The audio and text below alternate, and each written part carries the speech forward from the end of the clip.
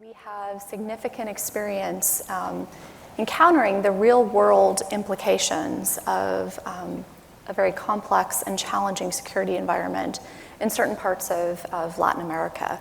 So all that to say, I think I have a bit of a real-world experience of some of the very important issues that we've been discussing across the day. We manage risks on a regular basis related to transnational organized crime. We encounter these risks in different ways. So we worry about and are alert to concerns related to extortion. We also manage risks related to cargo theft, which of course is one way in which transnational organized crime gains access to a very lucrative part of an illicit economy. And of course, we worry about the safety and security of our people and our operations in certain areas where they are traveling or working to. So that just gives you a little bit of a flavor of the way in which I encounter some of the issues that we've been discussing across the day. These real-world implications of the security environments across Latin America inform strategic commercial decisions related to the deployment of significant investment of capital. And that certainly is something that when we engage across the region, we're always trying to understand how will the environments affect, first and foremost, our people and our customers, but also how will our strategy be affected. We've spent the bulk of the time at this conference discussing the why and the how of security environments. And we started, I think, with the panel before lunch to begin to unpack possible solutions and steps that could be taken to try to address these very serious issues. This panel will continue that part of the conversation. Specifically, we've been tasked to begin to address the question of how can countries work transnationally, how can they work regionally and collaboratively to begin to tackle organized crime and security issues in a concerted and collaborative way. We have a distinguished panel of experts up here with very diverse and unique experiences to bring to bear to that question. I won't be able to fully capture all of the experience and the expertise that's up here, but it's my pleasure to introduce the three panelists to my left. We have, starting from furthest, we have Mike Asencio, who is FIU's Director of Cybersecurity Policy. You heard him earlier today ask a question related to cybersecurity. It's now his turn to answer questions related to cybersecurity. We have Carolina Andrade, who is the Secretary General for Security for Quito Metropolitan District.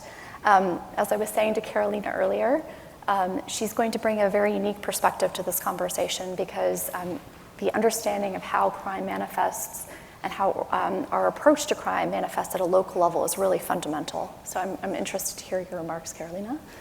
And finally, last but not least, we have Martín Verrier, who is the Vice Minister for Countering Drug Trafficking in Argentina. So thank you all for being here. I'm really looking forward to hearing your thoughts. My plan for this panel is to ask each of you a question and then to open up the discussion for questions from our audience. So if it works for you, I'd like to start with you, Martín. Sure. To just make sure I remember the question I was going to ask you. So from your vantage point in Argentina, can you share with us your understanding of how regional crime dynamics, and most importantly, how countries can overcome these regional crime dynamics collaboratively? Your thoughts on really implementation and collaboration, because as we've heard time and time again, these are transnational problems, and so the solution must naturally be transnational. So. Yeah, absolutely. So I would say that it is very important to start with a correct diagnosis of what is currently happening in the region. And we understand that we are seeing four main trends right now. The first one is what we call the cocaine supply explosion. So since around 7 years ago, we have seen cocaine production numbers skyrocketing, in part explained by the peace process in Colombia, which brought the peace in terms of political advantages, and it also brought, on the other way, it also brought the expansion of cocaine production areas. Then, obviously, part of this cocaine explosion in supply is explained by the increase in production also in Peru. But the fundamental here, the fundamental thing that arises is that that explosion of production in Colombia built a lot of pressure southwards. So the overflood of the cocaine market in the north, especially the US, in a way forced producers of cocaine in Peru and Bolivia to find new shipment points in Brazil, in Uruguay, and more lately in Paraguay, Argentina, and even Chile. So these are absolutely new trends and new routes that lead me to the second main trend, which is the appearance of south of Latin American globalized organized crime organizations. So we have seen that in the past, organizations like the Brazilian PCC didn't exist. And these are massive organizations. The Brazilian PCC is estimated to have over 40,000 individuals. They have expanded globally. They're present in the US, in Spain, and even tried to start a beachhead in Mozambique to turn it into a hub to export cocaine to the Far East. So that would be the second trend that defines the region. The third one would be the criminal convergence. And we have seen this happening in three layers. The first one is between organized crime groups between each other. So they have been in contact much deeper and much frequently than in the past. And in this type of contacts, we can mention, for example, the PCC and their contacts with the Italian 'Ndrangheta, which is one of the main wholesale buyers of cocaine in the world. But also the contact of, for example, Ecuadorian criminal organizations with Albanians, and so far and so far. So we have seen this trend of these globalized criminal organizations increasing their contact with each other. But also we are seeing this criminal convergence on a second level, which is between regular organized crime groups and other type of threats, for example, terrorism.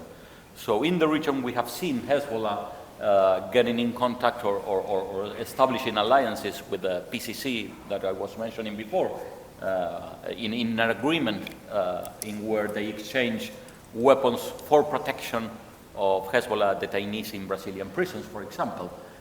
So this in a way increases the threat level for all of us to a new dimension that we didn't see before. And finally, and the third layer of criminal convergence is in those ungoverned areas where the state do not or doesn't exercise anymore the concept of sovereignty. And there you can see any type of convergence, because there you have extortion, you have illicit mining, people trafficking, and there are many places in South America where we can see this happening in some cities of Argentina, in some places of Paraguay, Tri-border area, the Sucumbíos province in Ecuador, in many places where the state finds really hard to get a grip on the governance of those areas. And finally, the fourth main trend is the weaponization of organized crime groups. Mm-hmm. And we have seen, and we are seeing, the threat of these criminal groups being used by some states as a tool. So this whole diagnosis, as you said, make us, or in a way forces us to collaborate, to cooperate, to exchange information, intelligence. And we do that. We do that very well on a tactical level. So our police force has very regular and frequent contact with all of the police forces in the region. What I do think is that we need to institutionalize more that cooperation. Mm-hmm. Wonderful, thank you. It strikes me that just as transnational criminal groups have different origins, different purposes, and sort of different styles, if you will, so too do different governments.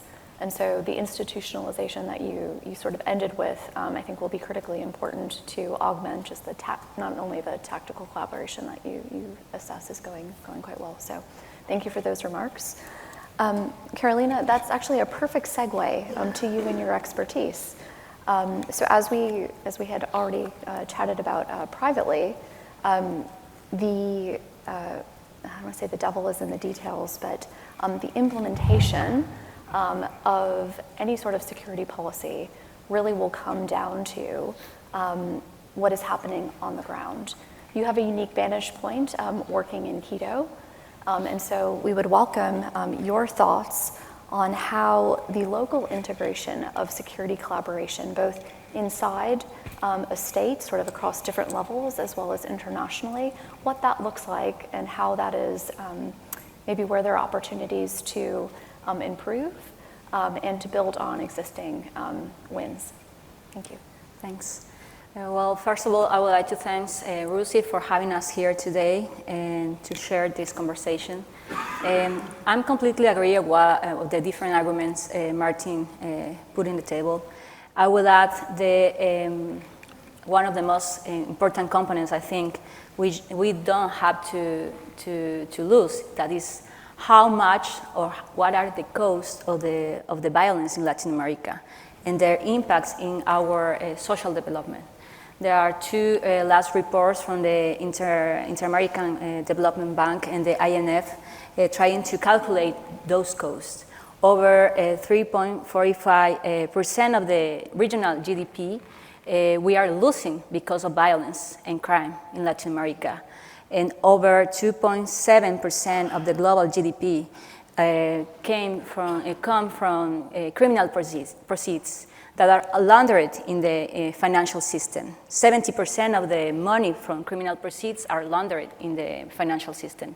So those are the kind of topics that we cannot lose on our scenario, and we need to talk about, and this need to cooperate between Latin American states and internally, interagency cooperation as well, as we were seeing with the Undersecretary of Chile.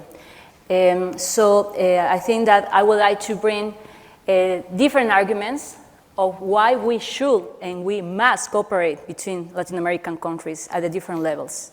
First of all, as Martín said, illicit coca crops cultivations are in the historical rates. The last UNODC report said 10% of increase comparing 2002 and 2023, the illicit coca crops cultivation in Colombia. Then in Ecuador, for example, in 2019, the cocaine seizure in the European ports were only over 9%. Right now, it is between 30 and almost 50% of the cocaine seizure in the European ports that are coming from Guayaquil. That has 6 out of the 8 main ports in Ecuador.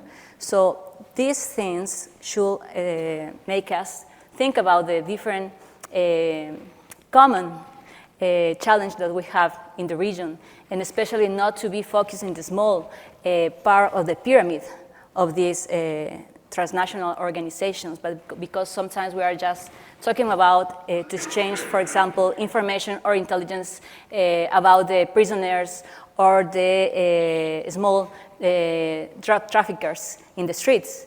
Well, actually, we need to improve to exchange financial intelligence information, to exchange financial intelligence and to exchange more on these networks that are profiting from this criminal business. So in this scenario as well, we have the consumption factor. We have an increased production in Latin America, Colombia leading the cultivation of the illicit coca crops, Ecuador leading the formal exports of cocaine, because most of the cocaine that are coming to Europe are coming in formal exports products like bananas or other kind of fruits. That's over the 80% of the cocaine that arrives here. So in consumption as well, 23% of million people around the world are consuming cocaine, in this morning the minister said it very clear. We cannot just think about who is producing and cultivating the cocaine, but also who is consuming. So we need to improve global efforts as well. In this scenario, the cost of violence, especially, for example, in Latin America, over, as I say, 3.4% of the regional GDP, means that over 78% of the budget that we could be investing in education, we are losing it. We don't have that money to invest in what we should be investing. And from a local perspective, for example, in Quito, in Ecuador especially, we have a very different scenario internally among the different territories. It's not the same Esmeraldas, for example, that is in the north border between Colombia and Ecuador, with a higher influence of what is the dynamics of violence from Nariño, especially where is the most illicit coca crops cultivation, and Sucumbíos with a high influence, for example, with the Comandos de Fronteras. One of the things that you highlight, Martín, about the post-peace agreement, that especially, for example, Ecuador was not prepared for this scenario. We were not prepared for this atomization of criminal gangs. In the post-scenario, that I think was one of the reasons why we have this violence increase and explosion in Ecuador. We cannot talk about just one reason, but one of the regional reasons. So yes, we need to connect levels, we need to cooperate, we need to collaborate with interagencies. For the municipality of Quito, for example, we don't have the main responsibility in security affairs because it's the national government who has this responsibility, but we have to support from the local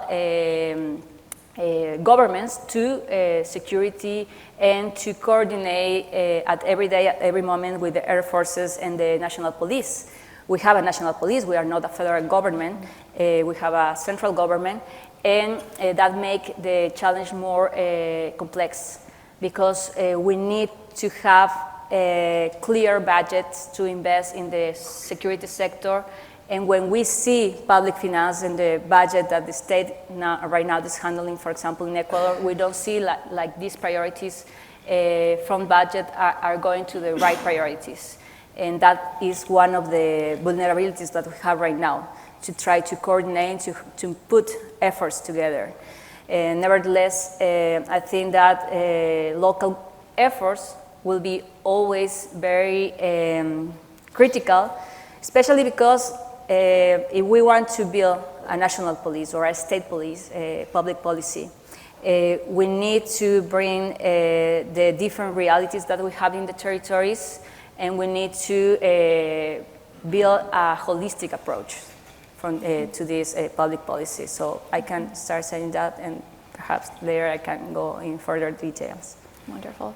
I think it's clear from both Martin's remarks and yours, Carolina, that the complicated nature of the problem requires a complicated solution that unfortunately in the real world faces budgetary constraints, logistical constraints, bilateral constraints.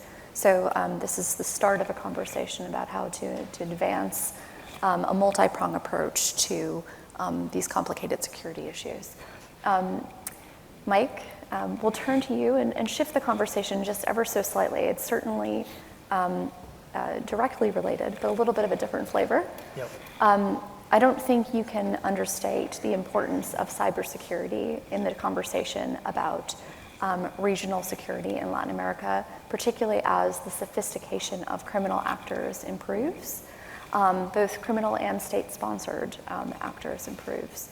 And so we'd welcome your comments and your thoughts on cybersecurity cooperation and its role in this multi-pronged strategy to approaching this very complicated challenge. Yes. Yeah, great segue here. Thank you to RUSI and Dr. Solar for having us here today and putting these incredible talks all morning and throughout the day. It's been very informative. So I get to tell you, the bad news is that we're behind the game with these criminal enterprises, right? But I get to also tell you the good news is that we can actually do something about it. And you heard a little bit earlier, alluding to the human resources and the human capacity building. And really, cyber is more a human issue than it is a technical issue, right? And as we're hearing the situations with cocaine trafficking and all of that, you're looking at two major things in our region that we can really do something about unifying and impacting. And one is on the cryptocurrency side. You're seeing that there's not a whole lot of regulation anywhere in the world really that is cracking down and formalizing policies to really come after actors that are using cryptocurrencies to do that.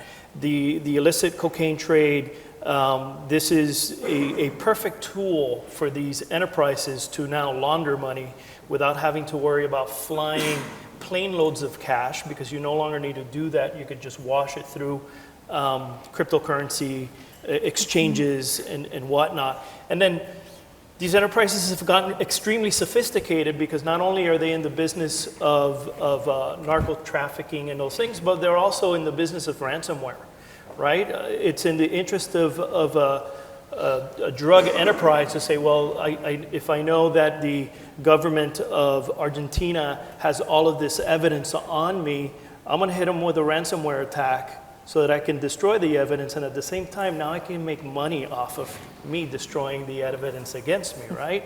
And that poses a very interesting set of problems for us, but I really think that as complicated as it may be sometimes, there's pretty simple ways that we can address this. And one of them, a big challenge we have is just defining the norms. How do we share? And cybersecurity usually is a secondary thing. We can't think of it as that. We have to integrate it as it's a primary thing. It's involved in just about any aspect of our functions, of our government functions, of daily life functions. It's present everywhere, right? So if we look at that and we start looking at across the region, just how do we define certain these norms, we really have a lot of work to do there in forming that cooperation and collaboration on the definitions of these norms. I propose that we look at there's a Latin American cyber research effort, right? But how about a Latin American cyber intelligence network, right? Where we can share open source. This doesn't have to be classified. This could be open source. And the big problems about cyber is that you're hit with a ransomware attack and you're not going to be the first in the room to say, yeah, I'm a victim, or people don't talk, it goes unreported, right? It's kind of like almost shameful when you're hit with it because you thought you were prepared, you thought that you had all of these things in place, and really that's where the cooperation comes in, because if there's one thing that we really have seen an impact is in how we respond and how we recover from such challenges, right? So I think it's in the best interest of the region as a whole to really come together and look at these things from an education and awareness.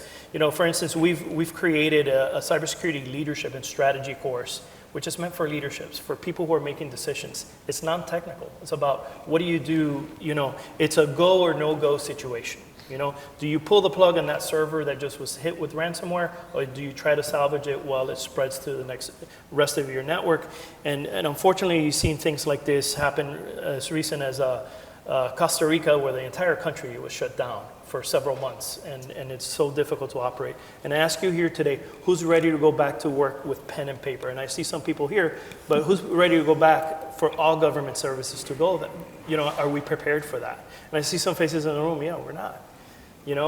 One question I would like to ask the room on just the norms is ransomware, right?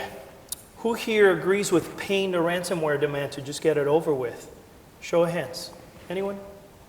This is a great room, right? There's such a divide in that. Some folks will look at that as, well, let's just pay and forget it. Our posture is we don't pay or comply because they're not only after money, they're also after, well, destroy this evidence or give me more information. This is what I want. And statistically speaking, we've seen that if there is complicity with these demands, you are a victim that first time and then you're going to be extorted a second time right away. Because typically when you're on the receiving end of a ransomware attack or one of these things, you're not always ready or know exactly all of the details of how they got to you. So we go back in addressing these things. I think the cooperation and the interest there, I see it from my perspective, it's not a very difficult lift because it's more of an investment in human capacity building and leveraging that capacity through education awareness and looking from the policy side how we can normalize these definitions. Wonderful. I'm sure there are plenty of questions in the audience, and we've heard some very interesting and provocative points. Shall we start with the audience? All right, start up here. We have heard many conversations today already about armed forces being engaged in many actions against transnational organized crime, mainly drug trafficking, basically, or also some environmental crimes related to transnational organized crime. A question to Kathryn and to Martín. To which extent do you think armed forces should be engaged, if they should be engaged, in addressing issues of, for instance, drug trafficking? And if we accept that, what would be the role of the armed forces in these actions, and what would be the boundaries, the limits where they should go or not under such circumstances? It's just because you are looking from another side, not the military side, but from the civilian side of addressing this question, and it would be interesting to hear your perspectives on the role of armed forces, accepting that they are already doing that in many countries in the region. Thank you. Thanks, Vinicius, for the question. I will bring the Ecuadorian case. As you may know, last year, the president decided to declare the internal conflict. We are in an internal conflict by a presidential declaration. What was the real meaning of this declaration was the involvement of the armed forces into internal security issues. That was a big debate in the country several years ago. My personal opinion on this is that the armed forces in Ecuador has a clear mission in the Constitution. They have the responsibility to take care of the integrity of the territory.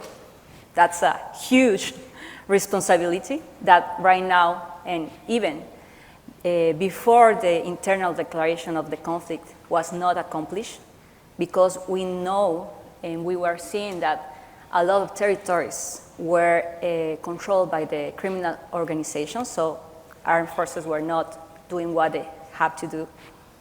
If we see the evidence of what we found, for example, in Esmeraldas or in Sucumbíos, entire population that were under the control of the criminal organizations. Then the second, to control the borders. So we have an increased number of cocaine going through the Ecuadorian territory to leave the country through the port of Guayaquil. So cocaine continued to be introduced in our territory without any kind of control, or at least with a minimum control in the boundaries. And third, they have the responsibility to take care about arms trafficking and explosive trafficking.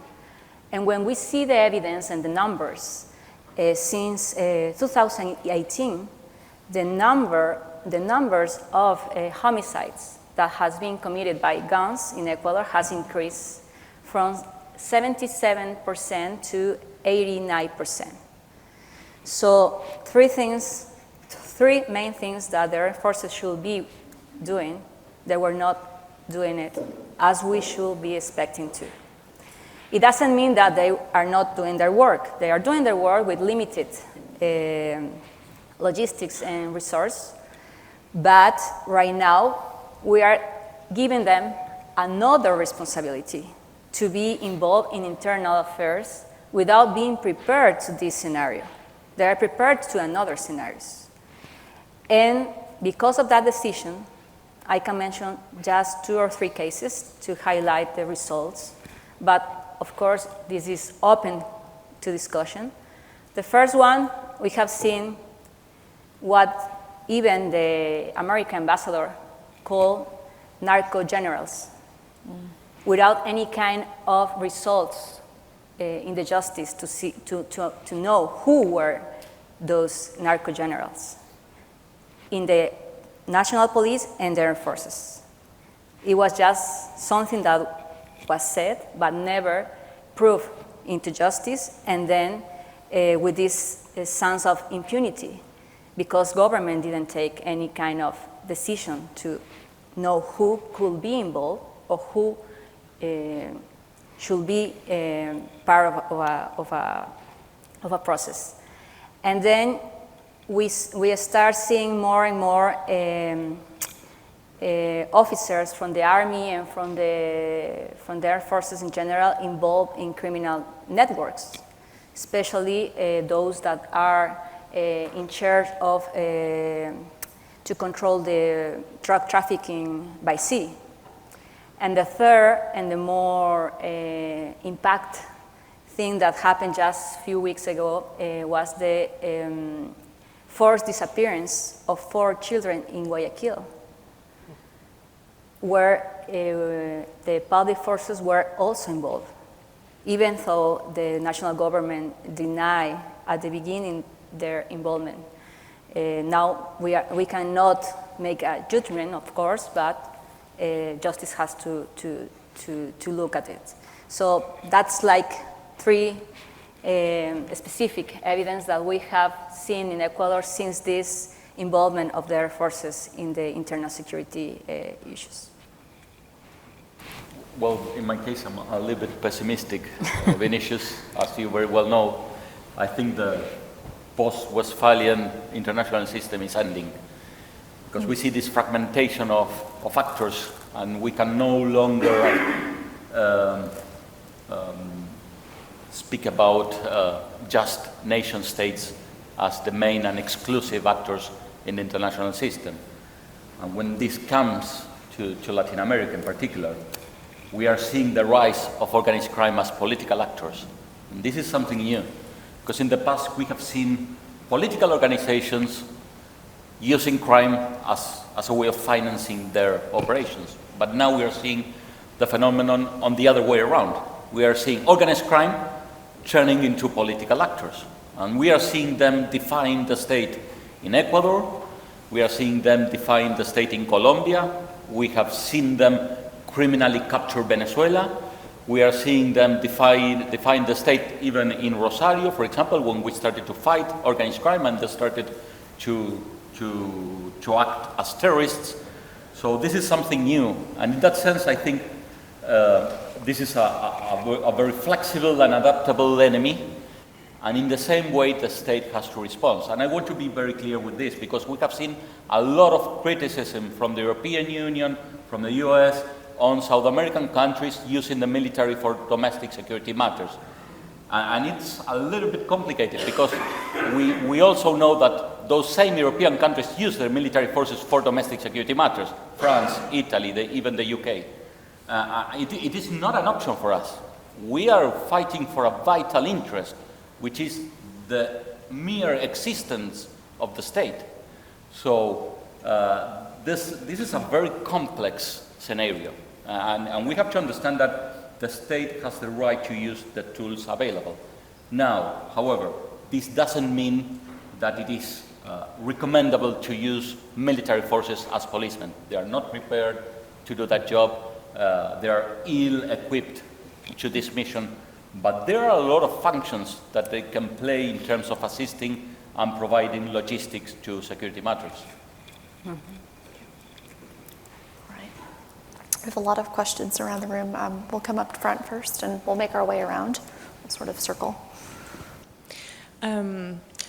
So please correct me if I've misunderstood anything, but from what we have heard just now, I understand that basically crime has risen in the last 10 years across the board in Latin America. And as you, Secretary General, mentioned, you know, we have to remember the consumer's role in this, the fact that supply will always rise to meet demand.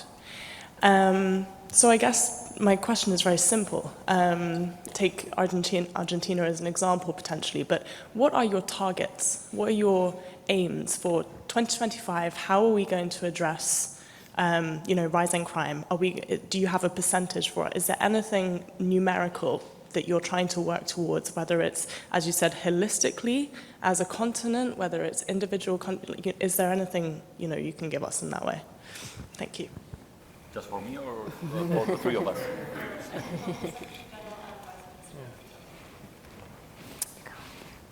I'm going to go back to an operation that happened, a while back. It was Operation Trojan Shield, right? And there was a lot of cooperation around that, and that yielded a lot of arrests globally. So, they were concentrating on networks in certain areas, but they found through that operation that these networks it was a global network, so you would have thought that these syndicates or these operations were maybe based out of Colombia or somewhere else, but lo and behold, these connections were everywhere. And I thought that was a very interesting use of resources and not even having to go to the military level, but just at the law enforcement level and that national cooperation. I think we need to see,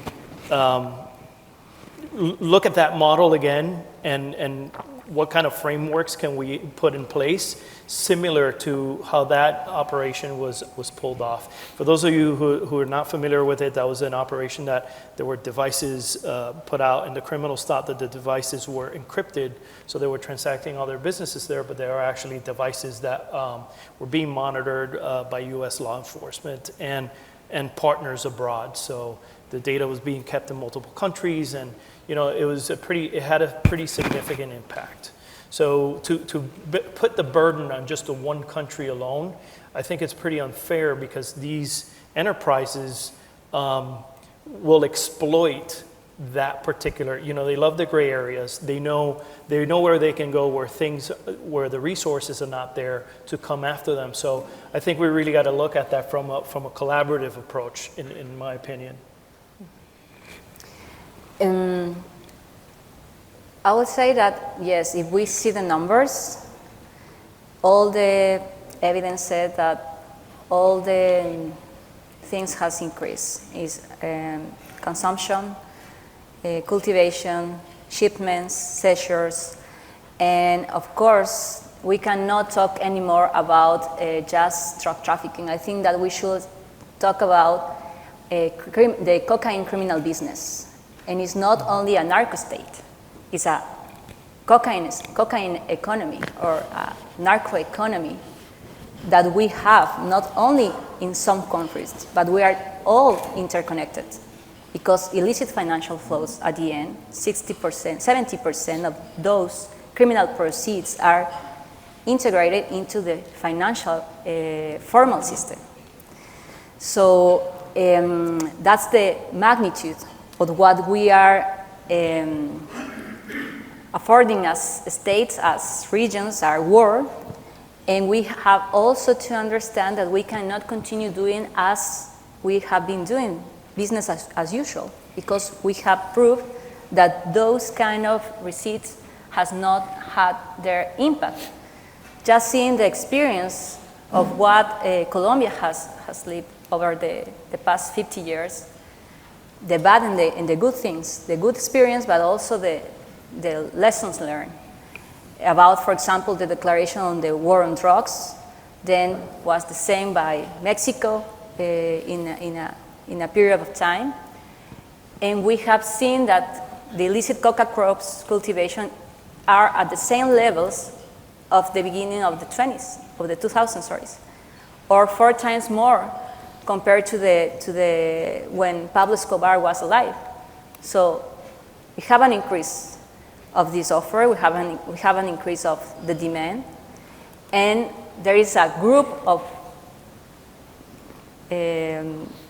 people that continue to profit of this illicit economy, and that's why I think that we have to put more attention on the money laundering networks and try to make more efforts to exchange financial intelligence between the countries. But because when we start seeing what Gafilat or the FAT, just to mention two of the global and regional schemes that we have to exchange this financial intelligence, we don't see the result we should be seeing. So we need to improve more cooperation to follow the money and to dismantle this narco economy that we're living. In my case, I think it's a great question. Thank you. I think that in terms of objectives and what are you looking forward to, I think in the last year we have seen that this idea that demand drives supply, it was not all the way like that, in the sense that we have seen, for example, the rise of drugs produced by drug traffickers to create demand. I'm talking about fentanyl, I'm talking about what we call 2C, which is the pink cocaine, that's basically a mixture of methamphetamine with ketamine and other stuff. That was created by the drug traffickers. People weren't demanding for 2C. That was a substance introduced by the drug traffickers to create the demand. So we are questioning ourselves if that was, that idea that demand drives supply, it was, totally right. I think it was not. I think it was, in many cases, a very, very easy way in which governments would, just do not take the responsibility they had in terms of fighting organized crime. It's a problem of the people who are consuming drugs. And it was not exactly like that. We are seeing this new trend of innovation in terms of drugs and organized crime building their own supply, the drivers of supply. So what are we looking forward in terms of public policy, in terms of the fight against especially drugs, which is the main driver of violence, at least in our continent? Well, I think, and this is another very controversial issue, I think we should also reassess the idea that there's such a defeat in the war on drugs. First, because I've read almost more than 100 papers written about the defeat in the war on drugs, but none of those papers define victory. So if you cannot define victory, how can you speak about defeat? And I think victory in that sense is how much you can contain the problem. Because if you define victory as people not consuming drugs anymore, or drugs non-existing anymore, well, it's impossible. So the main responsibility of the state is to try to contain the problem as much as it can, to drive violence down, and to make, this is a business, on an illicit substance, but a business. So make it as costlier and as difficult as you can for the trafficking to happen. So be very realistic on your objectives and what you define victory. I guess my question would be, so Ecuador in 5 years, it has turned from just a transit into one of the most important narco-trafficking hubs in Latin America, connecting to Europe as well. So my question would be, in the context of Plan Colombia and the context of Ecuador's current efforts and cooperation with the US, we have mentioned regional cooperation today quite often. But what are the lessons learned in terms of the mechanisms that countries in the region need to establish in order to ensure this regional cooperation? And does that also involve inviting countries from El Salvador or Venezuela? And how do you ensure military transparency and accountability among these countries, especially in the focus of disrupting the cocaine market value chain? Yeah. Well, yes, Ecuador until 2017 was the second safest country in the region. We had a homicide rate of 5.7. And the last year, we closed the year with a 37 rate of homicides, 7 times more. So we cannot explain that for just with a only response. We cannot be in the political speech that trying to say this, that the fault of the past governments, of the past decisions, because we need to build state policies. I think that's one of the major challenges that we have as region, to build state policies and not government policies. First of all, well, at the regional level, as we said, we have reached historical rates of consumption, cultivation. The Colombia peace agreement as well has an impact in Ecuador. And of course the pandemic, because we were not prepared in Ecuador as well as the other part of the world. And at national level, we had several decisions that were taken, especially in terms of governance capacity. Just to mention one of them, we eliminate, when I say we, say that at this time, at that time, 2018, they decided to eliminate the Minister of Justice that was in charge of the management of the prisons, and to develop the public policy for the prisons, for the control of the prisons. We reduce budgets to the security sector, and we are not, we have reduced the efficiency of the execution, to execute the budgets of the sector.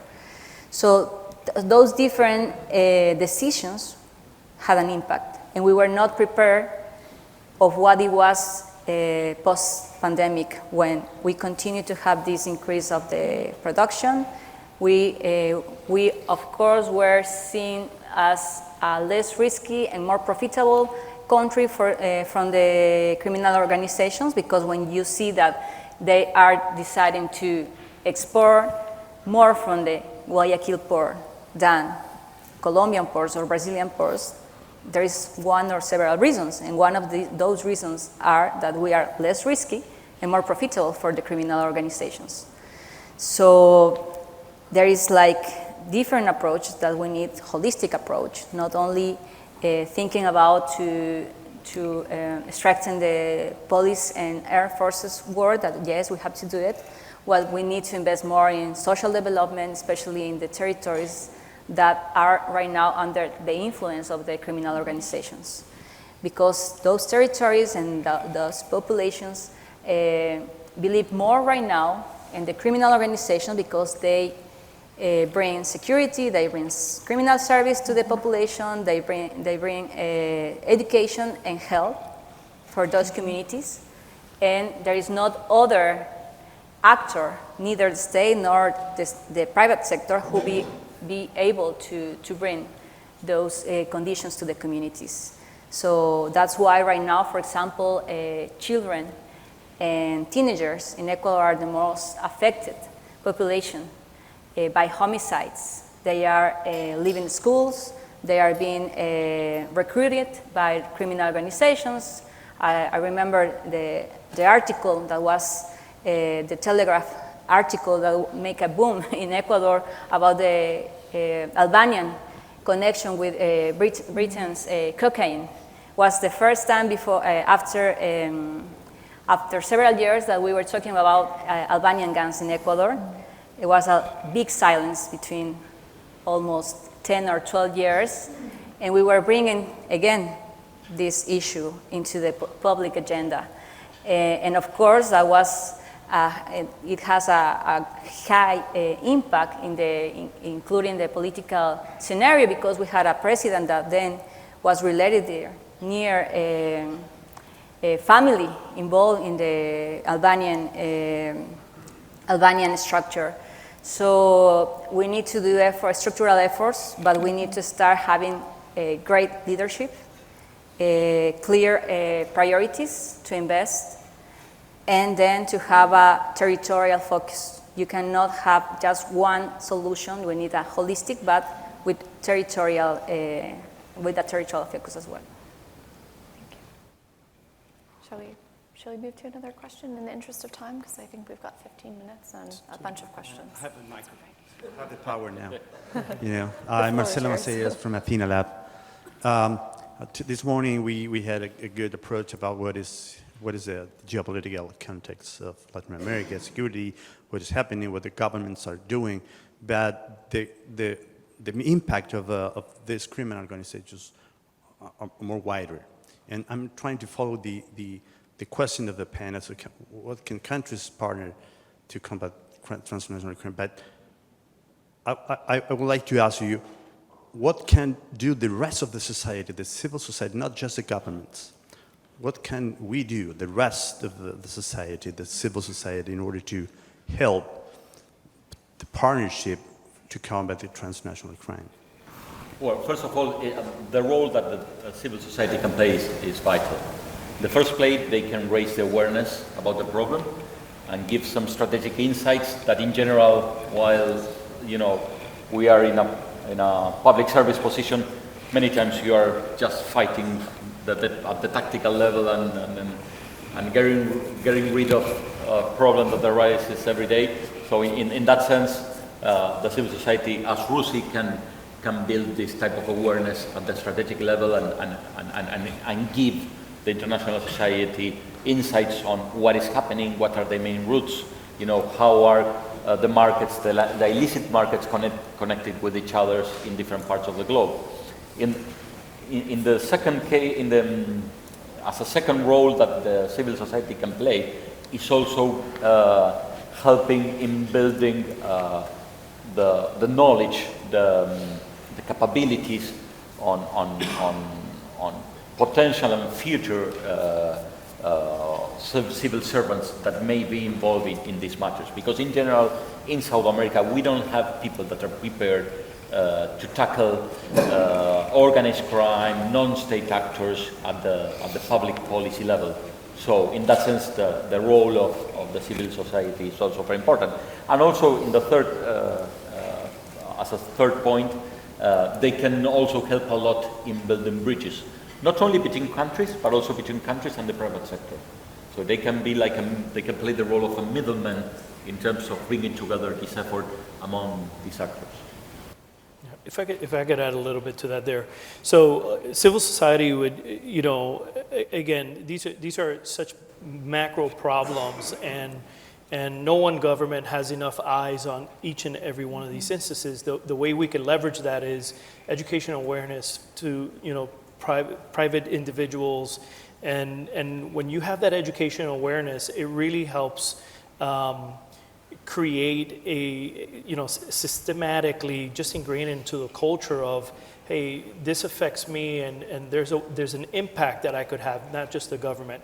The other side to that is, if you look at illicit drug activity, human trafficking activity, and all of these things, they're happening out in the open in social networks, right? And a lot of times we may see things, and we might cast it off as maybe this is just nothing, but no, maybe it's not nothing. Maybe it is something, right? Particularly when you look at it, the way they operate. I mean, you have a lot of drugs being sold on Instagram and everywhere. It's just a matter of looking for the right signs and looking for, they're there. The telltale signs are there. And we go back, forensics, has a lot to do with this.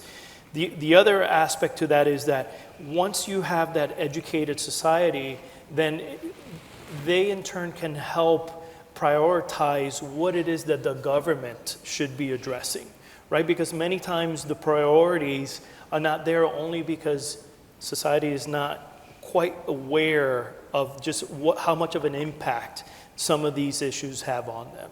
So I really think that goes an extremely long way to kind of piggyback again on the comment on human capacity building is so instrumental in everything we're trying to do, and that's one of the easiest ways to do it. It just requires that ability to have that open dialogue and be able to collaborate in that factor. Very quickly, indeed. grant United Kingdom Defence Force. I was particularly interested to know references to the role of the Ndrangheta.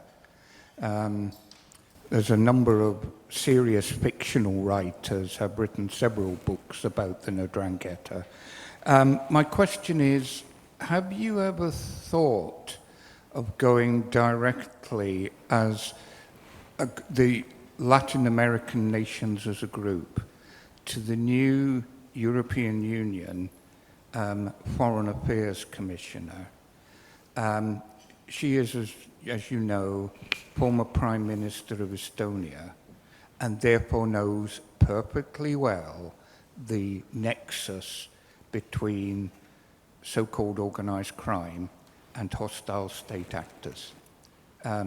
What are the strengths and weaknesses of the feedback you get from this side of the Atlantic?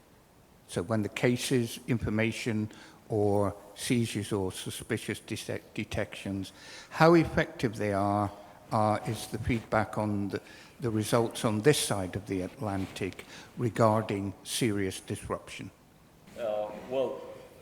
It is a very interesting question. The European Union has started several years ago a program called the Global Illicit Flows Program.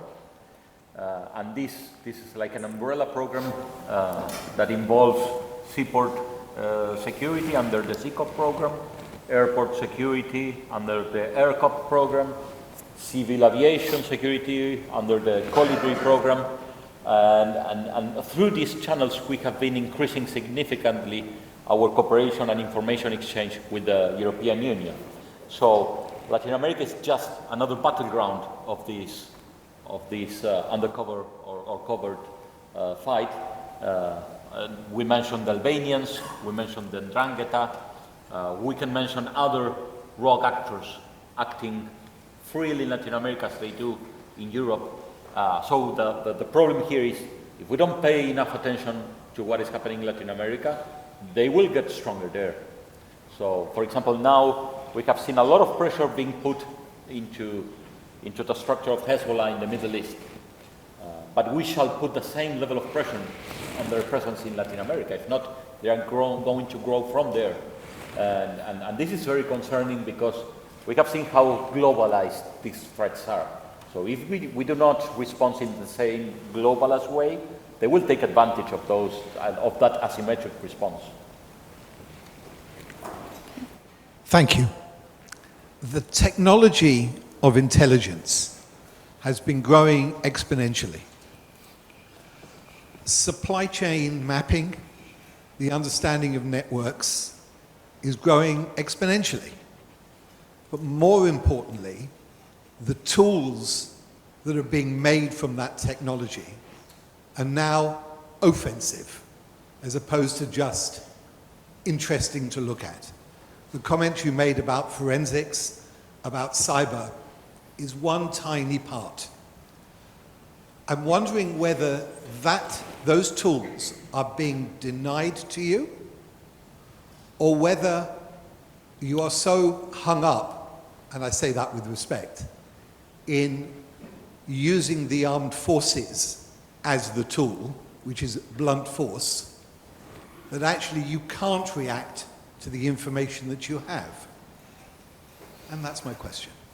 Yeah, I completely agree that technology has been, must be put in the efforts to tackle organized crime, especially to trace illicit trade that we have. Only without any kind of technology we can calculate for example, the trade-based money laundering that we have based on the discrepancies between what a country is exporting and what the other country is importing. And we can see how the amount of money that is allocated in offshores, for example, and perhaps related to illegal mining or illegal logging or other kind of crimes in the ports of the part. So yes, but the political decisions are not in that way. They have other priorities. They don't look at the real issues of the criminal organizations. They are looking at the small part of the pyramid, as I was saying at the beginning, and to the small drug traffickers in the street, when we should be looking at the networks, the transnational networks that are making business from this crime. And if I may, so a lot of times the complexity of that, there's a diplomatic reasons on that information sharing, right? And it's not always, you know, information when it gets classified, it's very complicated to try, and the way just that information is classified, it's interesting to look at that scenario because once it's classified, it's so difficult to share it, and it may be already out in the open source world. That's why my suggestion earlier was we should be looking at a framework where we have a cooperation of open source intelligence sharing for the region, right? For instance, we've created a small arms dashboard. That's open source. We have several projects. We've worked with United States Southern Command. We've worked with other interested partners, and it's a fantastic open source. There are things on that dashboard that perhaps if you were to go to our military, they would not be able to give it to you, right? But the information is out there. The tools are out there. There are ways to, it's not a circumventing process, it's a process of being able to work. A lot of this crime, again, is happening out in the open, right? So when you have these resources there and you allocate that and you actually have that cooperation, it makes using those tools and facilitating policies a lot easier because now you don't have the complexity, the diplomatic complications around some of that intelligence sharing amongst allied nations and partners. In my case, I think that even though information and technology is very relevant, I'm much more concerned about how we respond to these threats, which are flexible, adaptable, fluid. And when you see the state, this pachydermic, bureaucratic, it makes it's slow. It's very slow in taking decisions. It is the perfect son of industrialization. So the principles of industrialization, the division of labor, were introduced in the military, and from there to the police or ministries of security. So I think we are answering these type of threats with the wrong structure. So for me, it's much more concerning about how do we adapt ourselves to this threat than the access or not to these very useful tools. But it is even more important to readapt the state to face these threats. I see that we have one more question. I'm getting a signal that it might be an easy one to answer, so let's say this will be our last question, and then we'll move to Carlos, you better give me one more time for one question, yeah. So I'm going to ask a bit of a leading, loaded question that it's going to be a little bit of a pushback. And I'm going to start with actually saying that Martín wrote a fantastic article that will be published on RUSI, Strategic Hub for Organized Crime Research, of which I should probably preface, I am Eli Glantz of the Organized Crime team here at RUSI. And in your piece, Martín, you talked about Rosario and the work you've done there, you and your agency have done there, and how, gripped by drug gangs and so on, the violence spiraled out of control. And what really interested me, and again was touched on by two questions in the front of the room, which I really liked, is how do we measure, what are we thinking of success? You mentioned arrests. Well, I've been working on the global illicit financial flows project as we have at RUSI. Sky FCC is another one where they decrypted a massive criminal network. I spent the whole week with the Belgian police, and they said we found absolutely no difference in the amount of cocaine. Purity went up, prices stayed the same, violence went up. So they were able to make hundreds of arrests, but are arrests the end goal? One thing that really struck me in your piece, Martín, was that you mentioned arrests, you mentioned seizures, but most of all you mentioned violence reduction. So I'm quite curious to think as we think about doing more together, right, working more transnationally and across borders, are we thinking about how we change and the approach and how we measure impact together? It was mentioned, how much have we learned from Plan Colombia? How much is Ecuador going to learn from what didn't work there to do it now? So I'm quite curious to hear obviously we don't have much time, and maybe this is a discussion for me to talk with you afterwards. How much should we be looking to change what impact looks like and how we measure success? Because as you mentioned, success and defeat is quite nebulous, but is it perhaps time to shift from how much we've seized and how many we've arrested to perhaps safeguarding and many other measures? Martin, I'll challenge you to answer that in 2 minutes. Yes. So, yes, the main issue here is that crime is very important in the political agenda in Argentina. So, when President Milei started his administration, he said, I have two priorities: the economy and security. And security is translated into less violence. So, drugs is the main violence driver, but it is not violence by itself. So our program in Rosario, which is, to those who doesn't know the city, is our local Chicago, because of the levels of crime, involve 4 main measures. Isolating the main drug lords that were in the prisons, so to avoid falling into the same effects as in Ecuador or Brazil or other countries.